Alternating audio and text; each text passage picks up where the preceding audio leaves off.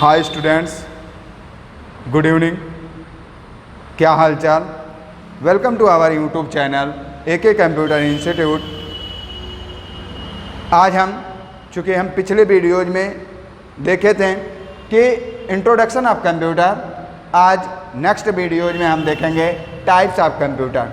Types of computer on the basis of, तो computer are divided into 3 parts. Application के आधार पर,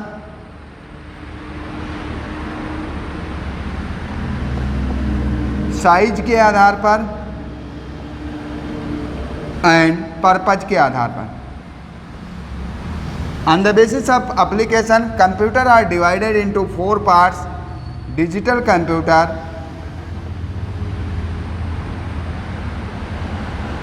analogue computer, hybrid computer and quantum computer. On the basis of size, computer are divided into 4 parts. All of are these called as digital computer. First one is microcomputer, second one is mini computer, third one is mainframe computer, and fourth one is supercomputer. On the basis of purpose, computer are divided into 2 parts: general purpose computer and second one is special purpose.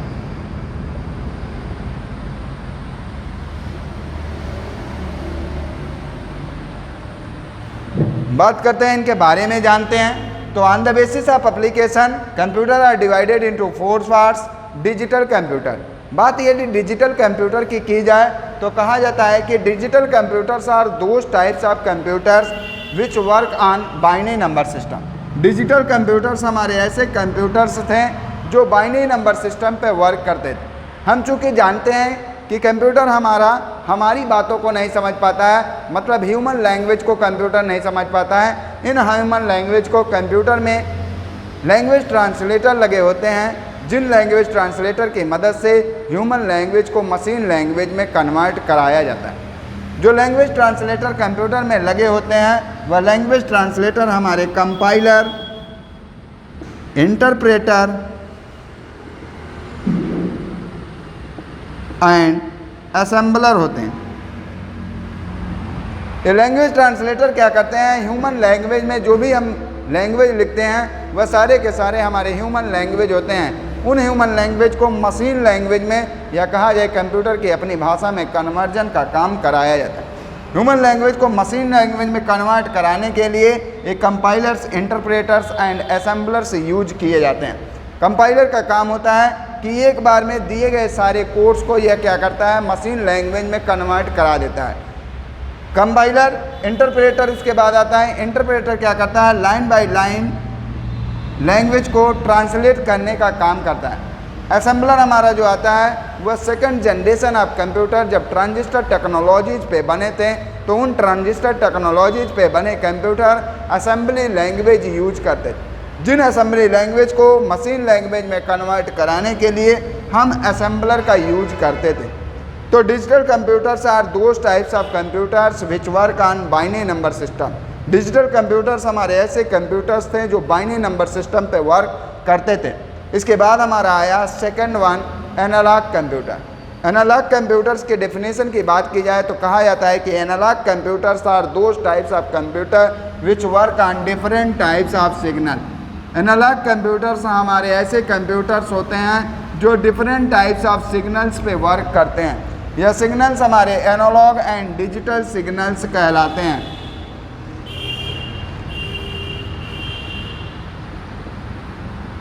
इस type के maximum computers हम देखते हैं कि medical के क्षेत्र में जो कंप्यूटर्स यूज किए जाते हैं वह एनालॉग कंप्यूटर के आधार पर बने कंप्यूटर्स यूज होते हैं। इसके बाद हमारा आता है हाइब्रिड कंप्यूटर। तो hybrid computers are those types of computers which is combination of analog plus digital. मतलब डिजिटल प्लस एनालॉग को कंबाइन करके जो कंप्यूटर बनाए गए वो कंप्यूटर हमारे कहलाते हैं हाइब्रिड कंप्यूटर। इसके बाद हमारा आया क्वांटम कंप्यूटर। कहा जाता है quantum computers are those types of computer which work on structural model and that model is called as server and client model. इस टाइप के जो कंप्यूटर्स हमारे थे वह स्ट्रक्चरल मॉडल पे काम करते थे। स्ट्रक्चरल मॉडल जो हमारा होता है वह क्या होता है कि हमारे पास एक सर्वर होता है और अलग अलग कंप्यूटर्स हमारे लगे रहते हैं जो computers request and response model पे वर्क करते हैं। यह हमारा सर्वर हो गया और यह हमारे अलग अलग कंप्यूटर्स हैं जो क्या करते हैं, इस सर्वर से रिक्वेस्ट करते हैं और सर्वर के पास यदि डाटा होता है तो सर्वर रिस्पॉन्स करता है, यदि इसके पास डाटा नहीं है तो यह रिस्पॉन्स नहीं करेगा। ये प्रक्रिया हर कंप्यूटर के साथ हो रही है और यह जो प्रक्रिया हो रही है वह एक स्ट्रक्चर का स्वरूप ले रही है, इसलिए इस मॉडल को कहा गया structural model.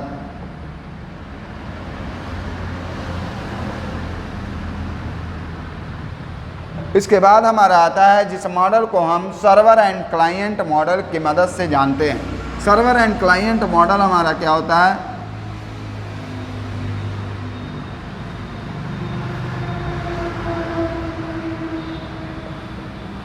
Server and client model भी हमारा रिक्वेस्ट एंड रिस्पॉन्स मॉडल पे वर्क करता है।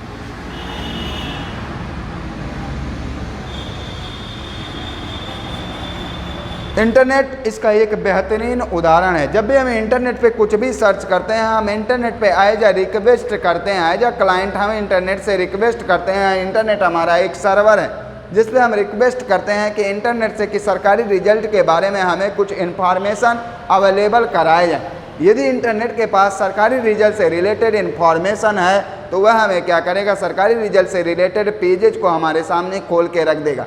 हमने क्या किया है, इंटरनेट से एज अ सर्वर इंटरनेट था, उस सर्वर से हमने रिक्वेस्ट किया कि हमें कुछ जानकारी सरकारी रिजल्ट के बारे में दी जाए। उस सर्वर ने हमें क्या किया, रिस्पॉन्स किया। एंड यह इंटरनेट पूरी तरीके से रिक्वेस्ट एंड रिस्पॉन्स मॉडल पे वर्क करता है, इसलिए इस मॉडल को हम सर्वर एंड क्लाइंट मॉडल की मदद से समझते हैं। On the basis of size computer are divided into 4 parts, all of are these called as digital computer. तो बात करते हैं, पहला हमारा आता है माइक्रो कंप्यूटर। तो कहा गया micro computers are those types of computer which is smaller in size. Micro computers हमारे ऐसे कंप्यूटर्स थे जो साइज में सबसे छोटे थे। ये साइज में छोटे क्यों हुए, क्योंकि अगर हम फर्स्ट जनरेशन जब आगे हम आप जनरेशन के बारे में आपको बताएंगे तो आप देखेंगे कि फर्स्ट जनरेशन के जो कंप्यूटर हमारे बनाए गए थे वैक्यूम ट्यूब टेक्नोलॉजी लगा के, वह कंप्यूटर आकार में हमारे बहुत बड़े थे। मतलब 20x40 800 स्क्वायर फीट का एक कंप्यूटर था जो एक कमरे से भी बड़ा हुआ करता था। जिन कंप्यूटर्स को हम हिला तक नहीं सकते थे, आज उन्हीं कंप्यूटर्स को हम अपने बैग में रख के घूम रहे हैं। तो ऐसी कौन सी टेक्नोलॉजी आई जिसने कंप्यूटर को आकार में इतना छोटा कर दिया, या स्मार्ट वॉचेज हम पहन के घूमते हैं, ठीक है। तो यह थी हमारी माइक्रो प्रोसेसर टेक्नोलॉजी। जो हमारा क्या हुआ कि इसने जब माइक्रो प्रोसेसर टेक्नोलॉजी आई तो माइक्रो प्रोसेसर टेक्नोलॉजी ने कहा कि हम ऐसी टेक्नोलॉजी लाएंगे जिससे वह नंबर्स ऑफ कंपोनेंट्स का काम अकेले कर लेगी। तो जब नंबर्स ऑफ कंपोनेंट्स हमारे मदरबोर्ड से हटे तो मदरबोर्ड के आकार छोटे हुए, और जब मदरबोर्ड के आकार छोटे हुए तो कंप्यूटर आकार में ऑटोमेटिक छोटा हो गया और हम स्मार्ट वॉचेज या लैपटॉप्स के आकार के कंप्यूटर्स हम देखने लगे। तो कहा गया कि micro computers are those types of computer which is smaller in size due to microprocessor technology. Micro computers हमारे ऐसे कंप्यूटर्स थे जो आकार में सबसे छोटे थे, और ये आकार में छोटे क्यों हुए, क्योंकि जब 4th जनरेशन में माइक्रो प्रोसेसर टेक्नोलॉजी आए तो उसने कंप्यूटर के आकार को एकदम छोटा कर दिया। जो पहला माइक्रो प्रोसेसर हमारा था वह था इंटेल 4004। इंटेल एक ऑर्गेनाइजेशन है या एक कंपनी है जो प्रोसेसर बनाने का काम करती है, और इंटेल के प्रोसेसर हमेशा से बेहतर प्रोसेसर माने जाते हैं। जब भी हम कोई लैपटॉप न्यू खरीदते हैं या कोई कंप्यूटर नया खरीदते हैं तो हम उसके प्रोसेसर को देखते हैं, क्या यह राइजन के प्रोसेसर है या इंटेल के प्रोसेसर हैं। तो जब भी हम खरीदते हैं तो इंटेल के प्रोसेसर से खरीदते हैं, क्योंकि हमारा कंप्यूटर क्या होता है, स्मूथ चलता है और बेहतर रहता है। आगे हम बात करते हैं मिनी कंप्यूटर। तो mini computers are these types of computers which is smaller in size. यह भी मिनी कंप्यूटर्स हमारे ऐसे कंप्यूटर्स थे जो आकार में हमारे माइक्रो कंप्यूटर के बराबर थे, लेकिन it's internal capacity is bigger than micro computer. लेकिन इनकी जो इंटरनल कैपेसिटी थी वह माइक्रो कंप्यूटर से बड़ी होती थी। इसके बाद हमारा आया मेन फ्रेम कंप्यूटर। तो mainframe computers are these types of computer which is bigger than micro and mini computer. Mainframe computers हमारे ऐसे कंप्यूटर्स थे जो माइक्रो एंड मिनी कंप्यूटर से आकार में बड़े थे। इसके बाद हमारा आया सुपर कंप्यूटर।